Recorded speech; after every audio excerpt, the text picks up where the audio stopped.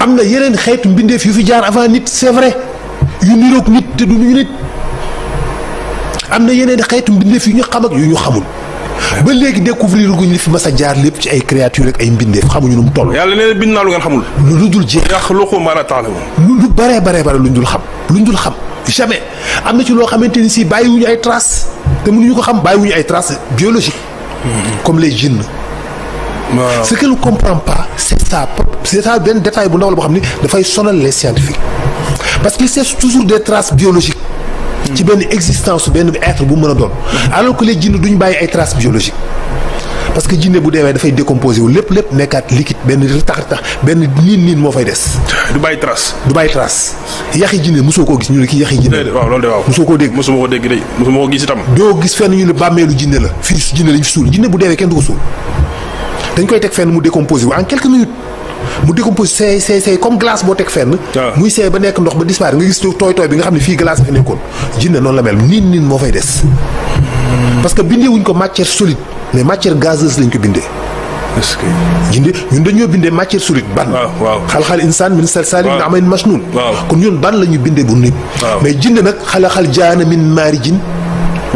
min naar waaw donc kon moom gaz lañ ko bindee. c'est-à-dire maarijin min naar c'est l'hydrogène. vous pouvez dire que c'est l'hydrogène. donc ñun tàngaayu safara lan moo tax tàngaay yàlla waxul safara de.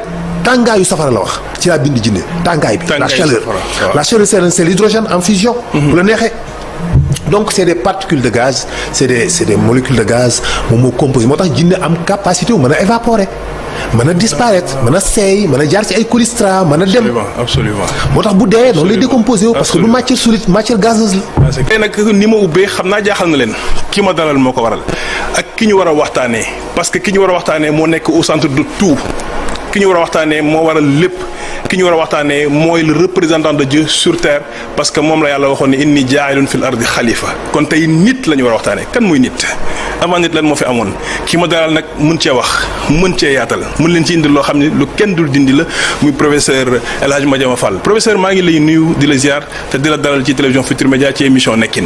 waaleykum salaam wa rahmatullahi taala wa barakaatuh ñu ngi lay nuyu di la ziar di nuyu.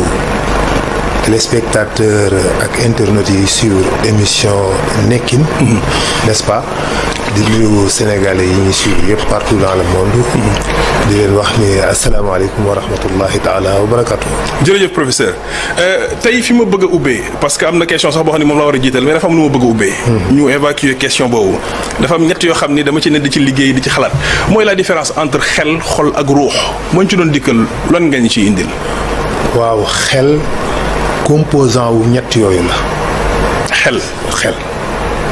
xel composant wu ñett yooyu la xel quand tu dis xel tout simplement c'est la pensée la pensée c'est juste réaction wu ñett yooyu la nafs ak ruux moo existé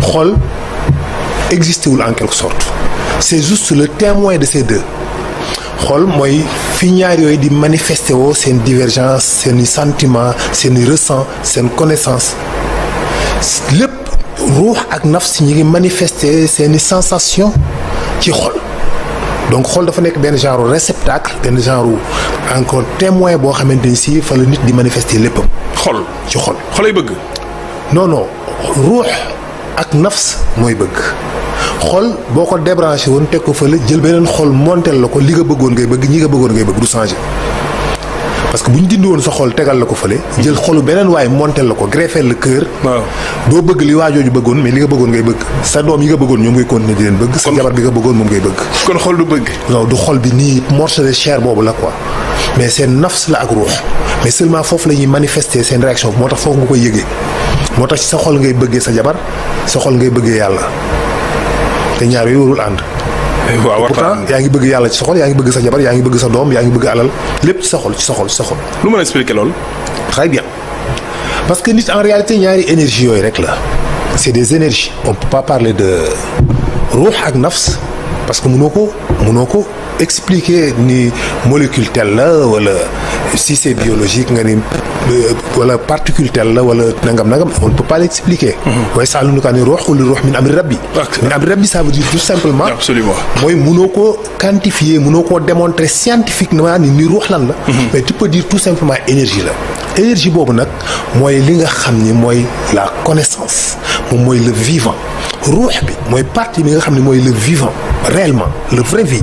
mooy ruux moom moo tukkee ci yàlla.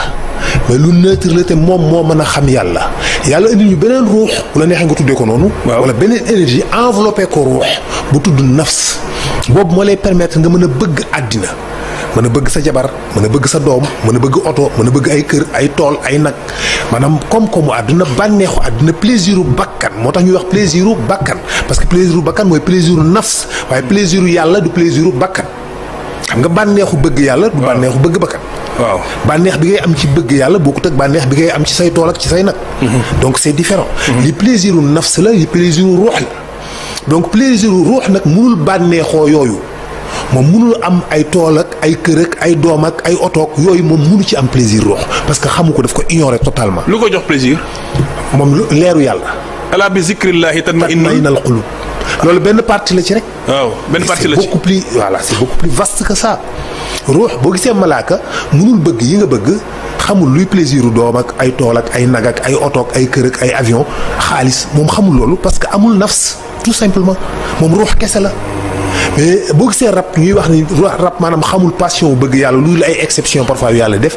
rab bu bëgg yàlla xamul loolu moom plaisir bakkan rek bëgg lekk naan sëy nelaw tëdd nelaw lekk naan sëy plaisir bakkan rek la xam parce que moom application wu ruux boobu nga xam mooy tax mu bëgg yàlla amu ko nit nag yàlla daf ko jox les deux mu composé ko moo tax moom mën na bëgg yàlla mën na bëgg jabaram mooy mën na bëgg ay plaisir bakkan ba pare mën na bëgg yàlla en même temps donc ñaari énergie yooyu bii mooy ruux bi mooy naf moo ko enveloppé nafs boobu nag mooy interpréter ruux bi les informations yi nga xam ne mooy tukkee à l'extérieur c'est-à-dire li ngay gis li ngay environnement bi la wër contact bi ngay am avec la nature ci yi ngay bëgg tool yi xool dara ni oh c'est très joli nga bëgg ci dégg dara son bi neex na parfum bi xeeñ oh c'est bon information yi ni muy egg ci sa ruux nafs bi moo koy interpréter ruux bi pour que nga mën ko yëg mais sinon doo ko mën a yëg ruux bi mënul am contact direct avec ça donc c'est ça mooy ñaar yooyu ñoo associé ñoom ñaar nag dafa am ñaari fil conducteur yu tukkee ci ñoom ñëw ci cerveau bi ci cerveau central bi ci aire yi nga xamante ni si mooy la coordination et la cognition des émotions comme l'hippocampe le reste préfrontal am fa ay cellules yu ñuy wax les récepteurs yooyu ñooy capter les informations yi nga xam mooy tukkee ci nafsu nit ki bu ko defee moom moo koy wàccee ci siri mu jaar ci ñaari neer yooyu muy wax ñaari les deux nœuds de contraction des parois du cœur muy ñaari nœuds yooyu nga xam ñoo nekk ci xol bi mooy tax xol bi di pomper bii moo ngi jógee ci ruux bi bii jógee ci nafsi bi ñoom ñaari ñuy balancer seeni décharge électrique tëf cœur bi commence naan pëk commence di pomper nga am ñaari sentiment moom la ñuy wax les deux nœuds de contraction des parois du cœur ñoom ñooy tax cœur bi di pomper di décompressé wu di def nii di jëg moo tax xol du pomper wul nii mais nii lay pomper pëk day weñu moo tax mu tudd xalb parce que dafay weñu ni muy weñoo na nag ñaar yooyu ñoo koy def ay décharge la yoo xamante ni si mooy sentiment ak satisfaction connaissance yi nga xam ne mu ngi tukkee ci sa ruux wala ci sa nafs macha allah donc c'est ça l'être humain en quelque sorte jërëjëf am na solo mi ngi noonu ni ñu ubbee xam nga ni kon annoncé na ni émission bi dina ala dawme comme ni ko Serigne Mansour Sy borom dara ñu doon waxee tey nag ki ñu war a waxtaanee muy nit waaye laata nit di ñëw ci àdduna am na ñu fi nekkoon wala am na lu fi nekkoon. tout à fait wala nit moo fi njëkk a nekk.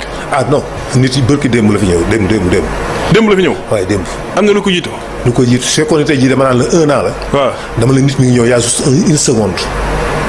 mais professeur li nga wax ni maanaam bu fekkoon ni 1 an la nit. bu fekkoon ne àddina bi 1 an la am. waaw dama naan la nit bi mu ñëwee léegi benn seconde la. luy expliquer loolu. voilà la Terre existe depuis quand la planète Terre suuf ci boppam depuis kañ la fi nekk depuis 4 milliards d'années 600 millions mais nit moom depuis kañ la fi ñëw depuis 10 000 ans bon comme nous on a l'habitude de vous le dire l'évolution des espèces quand on était des babouins ou des macaques waaw sunu maam yi ay golo la ñu woon ay chimpanzés nga gën woon je ne sais quoi puisque vous voulez c'est n'importe quoi non parce que xam nga seytaane pour vous insulter pour insister la civilisation humaine daf leen di gëmloo ni ay golo ngeen woon et nous on est fiers de ça oui bi ñuy nekk am ay golo l'évolution des espèces ay macaques la ñu woon je ne sais pas des babouins avec ou sans queue en tout cas bi ñuy nekk ay golo l'évolution on a évolué non c'est une insulte à la civilisation humaine boo xam ne seytaan daf leen ko saaga nit musul nekk golo nit musul nekk lu dul nit la mës a nekk nit la mës a nekk am na yeneen xeetu mbindeef yu fi jaar avant nit c'est vrai yu niroog nit te du ñu nit am na yeneen xeetu mbindeef yu ñu xam ak yu ñu xamul ba léegi découvrir guñ li fi mas a jaar lépp ci ay créatures ak ay mbindeef xamuñu nu mu toll. yàlla nee na bind naa lu ngeen xamul. lu dul jeex. yaxluqu maa laa ta'lamuun. lu bare luñ dul xam jamais am na ci loo xamante ni si bàyyiwuñu ay traces te mënuñu ko xam bàyyiwuñu ay traces biologiques. comme les djinns. waaw ce qu'elle ne comprend pas c'est ça benn détail bu ndaw la boo xam ni dafay sonal les scientifiques parce qu'ils cherchent toujours des traces biologiques. ci benn existence benn être bu mën a doon alors que les djinns duñ bàyyi ay traces biologiques parce que jinne bu deewee dafay décomposé wu lépp nekkaat liquide benn tax benn niin moo fay des. du bàyyi trace. yaxi jinne mosoo koo gis ñu ne kii yaxi jinne. waaw loolu de waaw mosoo koo dégg. mosuma ko dégg de mosuma ko gis itam. doo gis fenn ñu ne bàmmeelu jinne la fii jinne lañ fi suul jinne bu deewee kenn du ko suul dañ koy teg fenn mu décomposé wu en quelques minutes. mu décompose c'est comme glace boo teg fenn. muy seey ba nekk ndox ba disparaître nga gis tooy bi nga xam ne fii glace fi nekkoon jinne noonu la mel niin moo fay des. parce que bindee wuñ ko matière solide mais matière gazeuse lañ ko bindee. est-ce que. jinne ñun dañoo bindee matière solide ban. waaw xal insaan min salsaalin min hamaa'in masnuun. kon ñun ban la ñu bindee bu nit. mais jinne nag xal jaana min maarijin. min naar waaw donc kon moom gaz lañ ko bindee. c'est-à-dire maarijin min naar c'est l'hydrogène. vous pouvez dire que c'est l'hydrogène donc ñun tàngaayu safara lan moo tax tàngaay yàlla waxul safara de tàngaayu safara la wax ci laa bind jinne tàngaay bi la chaleur c'est l'hydrogène en fusion bu la neexee donc c'est des particules de gaz c'est des molécules de gaz moom moo composé moo tax jinne am capacité wu mën a évaporer mën a disparaître mën a seey mën a jaar ci ay colistrat mën a dem absolument moo tax bu dee noonu lay décomposé wu parce que du matière solide matière gazeuse la. là c'est clair alors que des jinne des générations de jinne jaar nañ fi def lu nekk. donc ce n'est pas ça donc la vie de l'être humain mi ngi commencé ñun biir doomu aadama mi ngi commencé il y a juste 10 000 ans. quand on yi lay jëm a indil noonu ak ay l'homme sapien ak l'homme cro-magnon l'homme des cavernes ak nangam sangam Lucie jusqu'à présent c'est du n'importe quoi. il existe des créatures yu mel noonu yu fi jaaroon peut-être une bonne partie ci li ñu gis. mais ça ne veut pas dire qu'ils sont amuñu ak ñoom benn lien. bokkuñu ak ñoom dara nous n'avons rien ak ñoom. mën nañ ñiroo génétiquement. quelque part am nañu ay ressemblances ci suñu génétique. mais c'est normal. parce que yàlla même forme création bi rek la créé. bépp être vivant dafay am ay gènes. boo ko xoolee rab yëpp ak nit am na lu ci génétiquement am na lu ñu bokk. c'est normal c'est naturel parce que formule boobu la yàlla di liggéey. mais toujours am na ay différences te benn différence bu ndaw rek ci gène dafay nekk lu vaste. waxatuma la ak ay pourcentage de différence yu bëree bëri ay 5% 7% de différence. donc là c'est énorme. Là c'est clair. donc yàlla bind na la planète Terre il y a 4 milliards d'années 600 millions nit amul. pendant 4 milliards d'années 600 millions. waaw addina bi ngi existé doomu aadama amagul. adduna mi ngi dox di exister. jant baa ngi fenk di so géej gi di buur garab yi sax. subhanahu wa ta'ala ngelaw liy dem. picc yi di naaw rab yi dox pendant 4 milliards d'années. te nit amul. yàlla bàyyi noonu mbir yi rek. yàlla bàyyi noonu mbir yi rek te pourtant programme bi ñun la.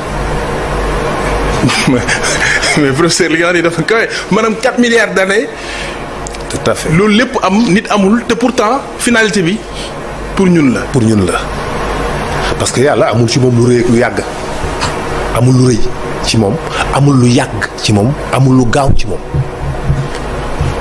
le temps amul ci yàlla impact. parce que c'est lui-même qui produit mooy créer le temps.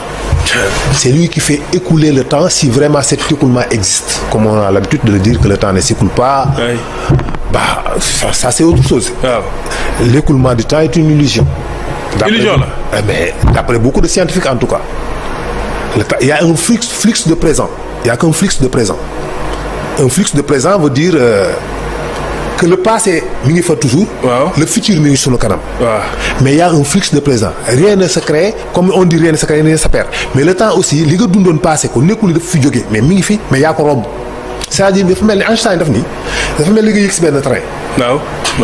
nee na yow mi yegg ci train bi. waaw yow yaay vivre le temps.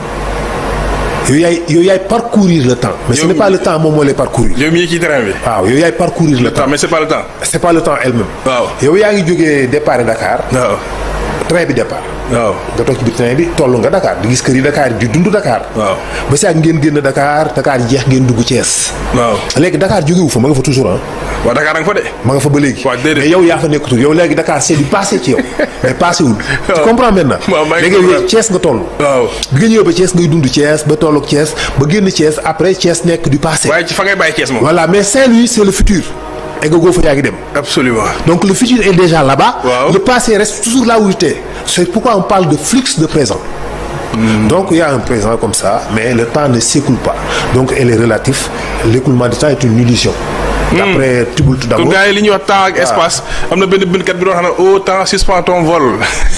ah oui ça c'est des poèmes c'est pas absolument ça c'est clair oui. C'est pourquoi il s'exprime comme ça. absolument mais de toute façon ça c'est autre chose. lu ñu war a xoolaat la lu ñu war a. la ñu war a lijjanti la daal. lijjantiwaat la. loolu moom dinañ ci ñëw incha allah si borom xam-xam yu baax a baax. absolument voilà absolument léegi kon yàlla projet bi pour nit la. parce que waxoon na. malaaka yi ñu leen am naa benn projet. waay. bu ma war a indi ci kaw suuf. indi jaanun fil ardi. xalifa. te mu war a nekk nit. mais nit boobu laata muy nekk nit am na fu mu déparé. très bien. waaw. xam nga yàlla mi ngi débuter la création à partir de l'eau te du loolu la wax. waaw ndox. waaw. te du yàlla la wax loolu ni la ci ndox laa créé. lépp luy bind. xalaqa kulla daabatin min maa. waaw. fa minhum man yamshi ala batni. wa minhum man yamshi ala rijlayni. et c'est là que vous avez l'évolution. mais c'est pas nous les humains. am na ñoo xam bu ñuy dox dañuy seen biir yi tëdd. waaw ñii di dox seen tànk yi. doon ne am na ñoo xam. waaw da nga naan dañoo débuté ci watatu. dañoo débuté ci watatu. waaw noonu la waxee quoi mais noonu nga koy déggee. waaw. wa minhum man yamshi ala batni. waaw wa minhum am na ci yuy. watatu waaw ba si yàgg am na ci yuy dox ñaari tànk. mais professeur loolu amul ci rab yi am na ñuy doxee noonu. mais effectivement am na. waaw mais évolution boobu sur les animaux moo am. mais pas sur les êtres humains parce que à partir des océans. mais aaya boobu laa yàlla kon aaya boobu tekkiwul ni kon animaux yi nga xam ne dañuy doxee seen biir ci lañ bokk kon ñoom kon fii nit la évolution doomu aadama bi la. déedéet évolution rab yi. waaw rab yi ngay gis ci kaw suuf si. waaw ci biir géej gi lañ jógee en quelque sorte di évoluer ba mel ni ñu mel. kon donc laa bu la neexee. nga jëlee verset bi noonu. fa minhum man yamshi ala batni. am na ci luy watatu. waaw ba mujj gi muy dox ñaari tànk. ba mujj gi muy dox ñeeri tànk. waaw est-ce que gis nga. c'est une évolution.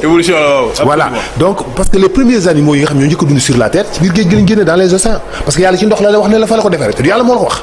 ci biir ndox laa defar lépp luy dund. lépp tout être vivant ci ndox laa ko créé. et puis après bi yàlla defaree planète terre bi ba pare mu durer ce qu'on appelle le Aden. Aden c'est la création, c'est la formation de la planète. A duré 600 millions pour d'autres 200 millions d'années. 200 millions d'années la yàlla nekk di créer benn agglomération di créer la planète Terre benn proton planète après mu nekk benn planète. La Terre nekk suuf. di lëmasu di absorber les poussières yi nekk dans l'espace di ko lëmas ci kawam moo la wax par agglomération boobu di lëmas di tourner pendant 600 millions d'années wala 200 millions d'années soo ko nekk nag benn boule de terre. doo nekk benn suuf mais y a absolument rien d'autre tàng jër magma yi bëri am ay volcan muy jël temps pour que ça refroidisse mu commence di benn refroidissement di refroidir après des millions d'années. waaw mu commencé nag amul géej amul garab. waaw amul gàncax. amul dex amul dara absolument rien y avait que des roches suuf moo fi nekk ak ay xeer amul leneen il va falloir que yàlla créer donc ndox. pour mën a créer mbindeef buy dund atmosphère bi formeegul bu baax. il y avait que du carbone beaucoup de carbone et les 7 couches de la terre dajalaguñu ñi ngi nekk ay nuages doon di traîner. formeeguñu. kon donc les particules chargées dañuy ñëw ci kaw suuf si directement c'est-à-dire les vents solaires jant bi daf ñuy balancer ay particules chargées yoo xam ni bu fi dara nekkoon loolu daf lay rey déjà mënoo fi dund. température yi dafay yéeg de kawe. doo fi mën a dund donc amul oxygène booy respirer doo fi mën a dund. amul ndox mooy naan doo fi mën a dund amul garab gooy meññiti ko di lekk doo fi mën a dund dara mënu fi dund dara. yàlla commencé donc ce qu'il va falloir faire mooy d'abord ma créer géej en même temps nettoyer suuf si parce que suuf si boobu dafa fees ak ay acides ak ay toxicité yu ci nekk. yàllaa ngi préparer nit fi mu war a dëkk. waay mu génnee les océans ci biir suuf si géej gi di ball di dajaloo di raxas suuf si di ko balayee di ko dajale ba nekk benn temps muy nekk creux yi points yi nga xam ñoo nekk les points les plus bas mu nekk yooyu ne former les océans. mu des tuuti li nga xam ne moom mooy suuf si foofu géej gi nekk fi géej gi dafa dem ba enveloppé àddina bi yëpp. géej gi raxas ko loolu la ñuy wax planète boule de neige. il fut dem un moment àddina bi yëpp océan la woon. les terres n'existaient pas encore. il n'y a pas de continent lépp géej la. continent amul. benn continent amul. après la commencé apparaître benn continent génn déplier wu ba nekk benn super continent mu soog a diviser wu créer les 5 continents mais ci biir noonu ni géej gi créé woo. waaw mu nekk nag ci biir géej gi pendant 2 milliards d'années yoo xam ne yàlla mi ngi commencé di liggéey léegi lan lay bindee luy dund li mu njëkk a créé c'est quoi. waaw lan la. c'est des micro-organismes des unicellulaires c'est-à-dire des bactéries ba yoo xamante ni si cellule unique la mais c'était des procaryotes les procaryotes c'est mooy yi nga xamante ni si cellules yi nga xam ni seen bopp la ñuy dundee. parce que amul lu ñuy lekk dara nekku fi ñoom nag ñu njëkk a bindugum bactéries yooyu njëkk a bind ñu taxaw. ñoom la ñu njëkk a bind. ñoom lañu jàll njëkk a créé ces bactéries là. waaw ñu taxaw. mais leneen la nekk fi lu dul ñoom cundung ñoom léegi nan la ñuy dundee lu ñuy lekk. waaw la mën na la jënti moom. donc forcément dañuy utiliser seen bopp par la photosynthèse. waaw di fabriquer ay hormones ci seen biir yaram yi nga xam ne moom la ñu soxla mi ngi mel ni yow nga boo xiifee. waaw yaay togg ci sa biir yaram ñam mu ñëw ci sa baax nga suur loolu mooy un procaryote. mais ñun ay eucaryotes lañ. waaw ñun on mange quelque chose. da ngay dem rey nag wi lekk ko dem jël ceeb bi lekk ko del jëm dugub ji jël dem ndox mi naan donc yow da ngay dund ci sa environnement mais mënoo dund ci sa bopp. mais les procaryotes ñoom dañuy dund ci seen bopp ils n'ont pas besoin dem lekki fenn. waaw bu fekkoon nit nekk na procaryote. moom nit du lekk du naan lu mu soxla rek. ci biir yaramam koy fabriquer rek mu def loolu am ko mu suur bu maree naan créer ndox ci biir yaramam naan ndox boobu ci biir yaramam daal di màndi. yàlla bind lu ñëpp lu kenn lu bari lu nit ñi xamul. tout à fait boobu c'est des milliards d'années boobu dara amul sur la planète de la Terre il y avait absolument rien.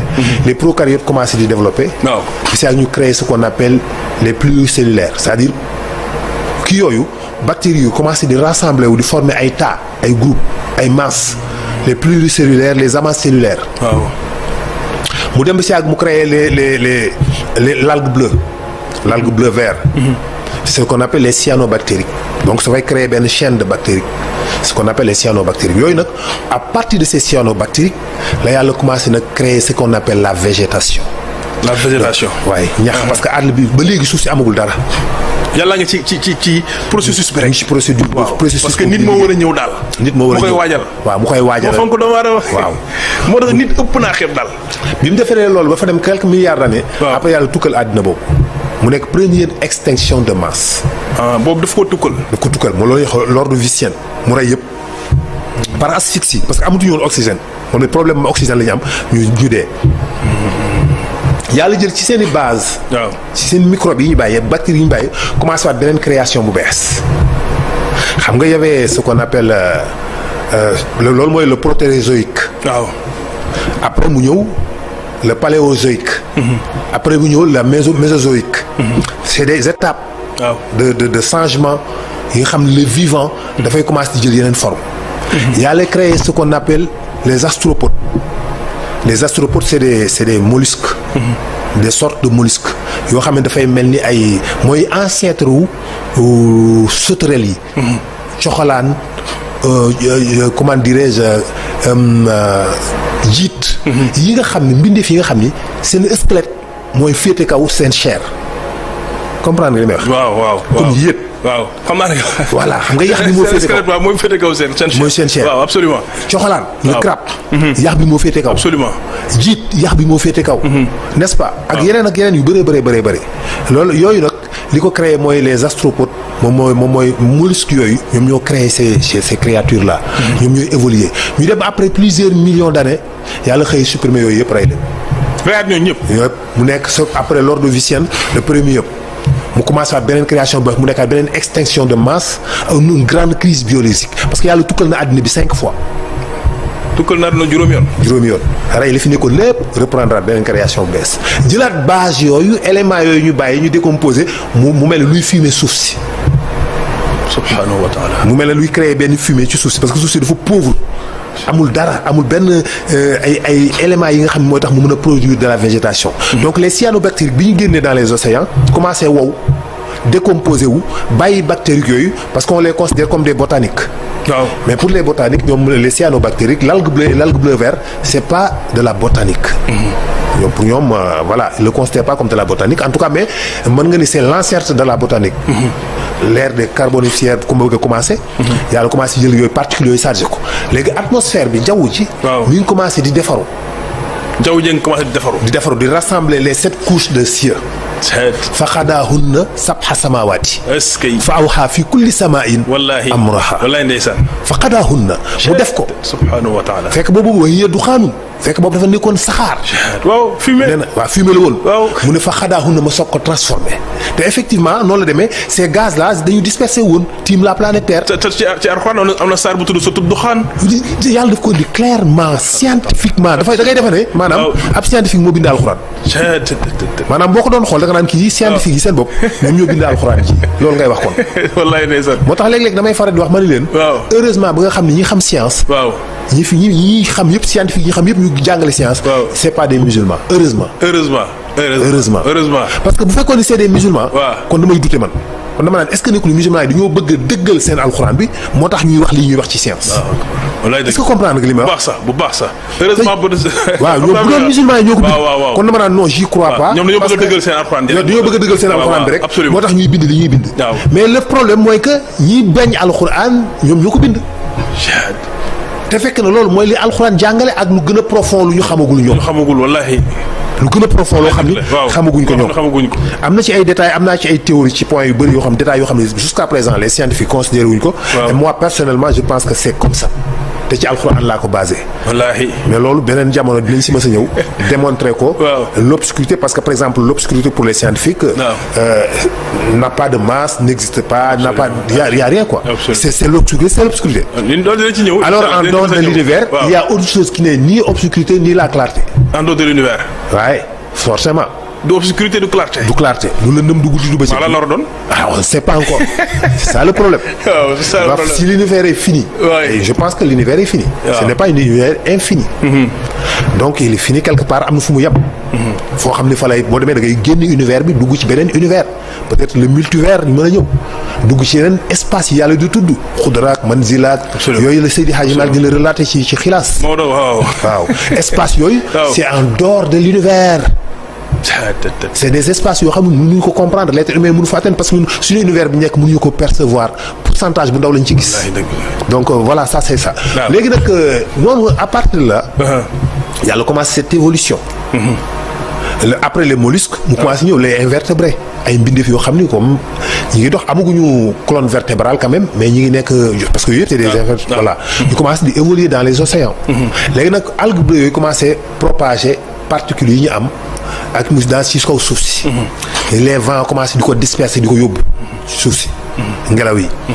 atmosphère bi commencé di former wu ba sept couches ionosphère thermosphère mésosphère couche d'ozone stratosphère et cetera. cette couche yooyu bi ñu paree maintenant la Terre est protégée. léegi les particules chargées yi nga xam ne mooy les vents solaires mënatuñu atteindre suuf si ñëw di détruire gàncax gi parce que boobaa bu gàncax gi saxee te yooyu amagul cette couche yooyu gàncax gi dañ koy décomposer. te lii lépp yàlla def nit a ko waral. lépp nit a ko waral univers bi sax pour nit. univers bi sax. pour nit la. kon nit daa xamagul boppam rek waaye bu xamoon boppam xam ni. mi ngi mel ni nga defar àddina bi pour ñaari melentaan yi seen vie ak seen existence ñoom ak seen i sëtaati sët du génn saal bi mais pourtant yow àddina bi yëpp. pareek New York ak France ak réew yëpp danga ko defar pour ñaari melentaan yooyu di ci dund. noonu la nit mel ci univers bi. ci univers bi. ci univers bi nit mel. waaw li ci des lépp li ci mën mooy observation rek quoi. toog di xool di seen naan laay bidéo ba la mi ngi à 15 milliards d'années lumière à 13 milliards d'années lumière fa la benn bidéo nekk. bidéo bi nangam loolu nga ci am. di observer de loin di imaginer gis d'autres galaxies d'autres planètes tu imagines pas mal de choses. c'est ainsi que la yàlla commencé donc gàncax commencé. mu commencé nag di taw. am ndox gàncax gi commencé génn. production oxygène bi commencé parce que les cyanobactéries ñoo njëkk produire de l'oxygène. mu commencé nag production wu oxygène. donc mooy s'il y avait que du carbone. mënoo fi woon noyyi kon léegi dara war dafay mën a noyyi léegi. parce que léegi oxygène am na. gàncax gi commencé na di génn. léegi nag mu am premier rampant yu commencé génn ci géej gi nag di dox ci bitti parce que léegi bitti gi léegi am na atmosphère bu neex température bi. baissé na neex na am na oxygène pur. te am na ay gunóor yu ndaw yuy naaw ci biteeg yooyu yoo xam ne yii nekkoon ci biir mën nañoo rampeeg seen ñaari pat génn ñëw lekk gunóor yooyu duggaat ci biir ndox mi. ñu commencé donc benn du génn semi-aquatique.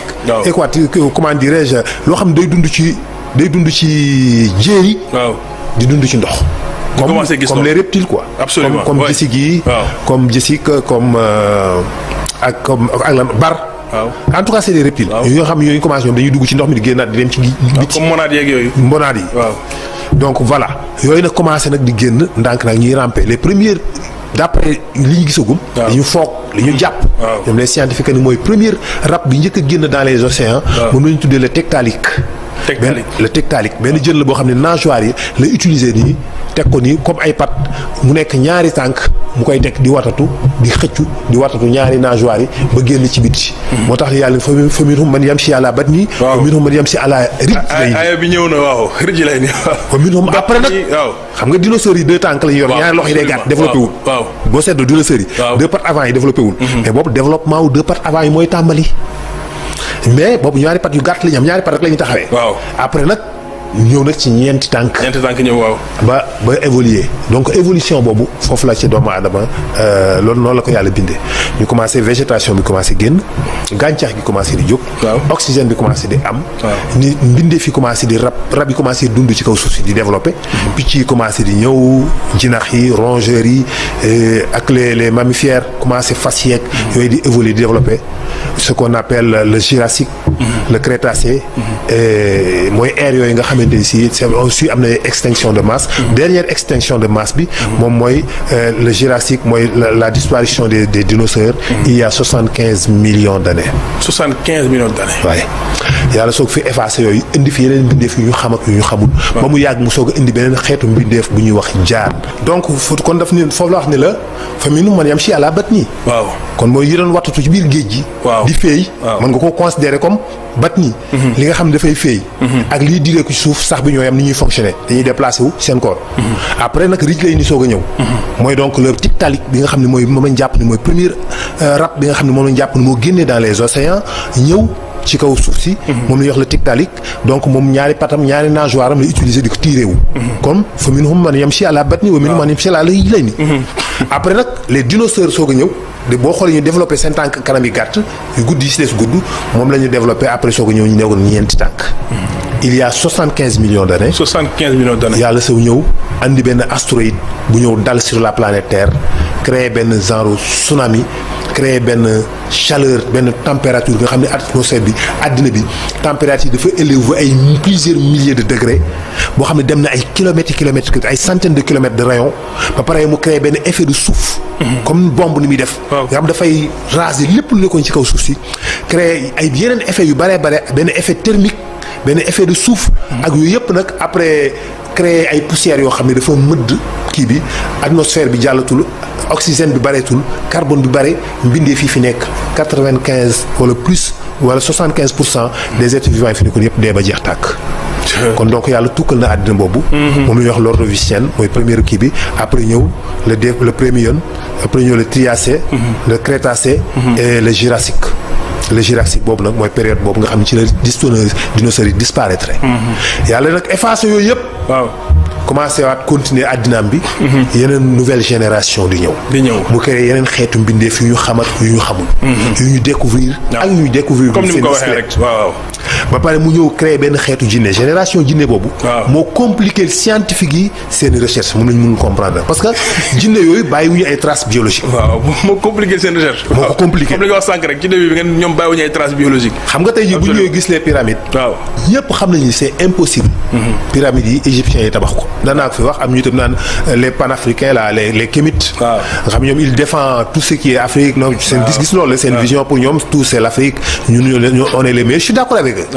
bu man jàpp naa ne africain moo gën ci àddina bi moo supérieur ñëpp ci àddina bi ndeysaan mais du tax quand même may jël ñuy jël dëgg di ko yóbbu feneen parce que l'histoire c'est important il faut ñuy wax réellement les choses telles qu'elles sont absolument wax mbir yi ni mu tëddee wax mbir yi ni mu demee rek quoi pour génération yi ñëw pour xale yi jàngat mën a comprendre dëgg yi base yi ñu mën ci nekk mais bu ñu leen tegalee ay fen ñu basé wu ci fen yooyu c'est dangereux c'est clair donc il faut toujours mu neex mu naqari dire la vérité nit ñi xam ni lii moo fi nekkoon lii la ñu def bu fekkee ne def nañu ay erreur ñu xam ko bu fekkee ne defuñu ay erreur ñu xam ne suñu maam yi kat def nañu erreur bii ñun danañuy def ba erreur boobu ñu éviter ko ñun kat lële perte nañ ko lu ñuy def ba dabuwaat ko c'est-à-dire ci dëgg rek nga mën a dimbalee nit mais pas ci ay mensonges pour bëgg a défendre benn cause bu mu tax ngay wax ay loo xam ne du loolu nous les Africains c'est bien on est extraordinaire pour man ñooy les meilleurs de la planète mais les choses telles qu'elles sont noonu la ko yàlla tëralee donc pyramide yooyu tout le monde sait que ni tey jii borom scientifique am na ay découvertes yu bees wax naa ko bu yàgg am ñu bari ci ñoom attaqué ba xam naa ni traité ma de tous nos d'oiseaux ndeysaan waaye après gis nañ bu yàggul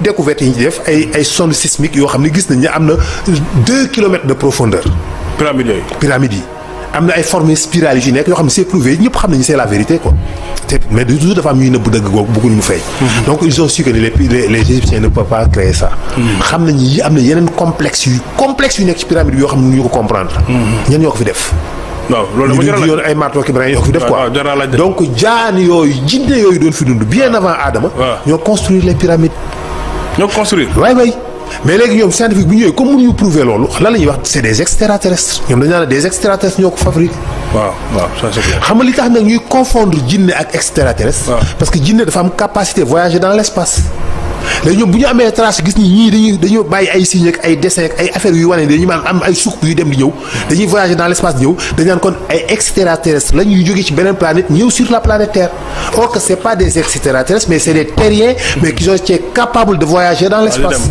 absolument ça c'est clair donc loolu moo ko fi indi loolu c'est une longue histoire pour expliquer le fonctionnement ak nekku pyramide yi comment ça mais xeetu jinne boobu ñuy wax jinne ak jaan ñoom la fi yàlla bàyyi ñu nekk fi ba si yàgg li ciy xew ci ba ñu reyante ci seen biir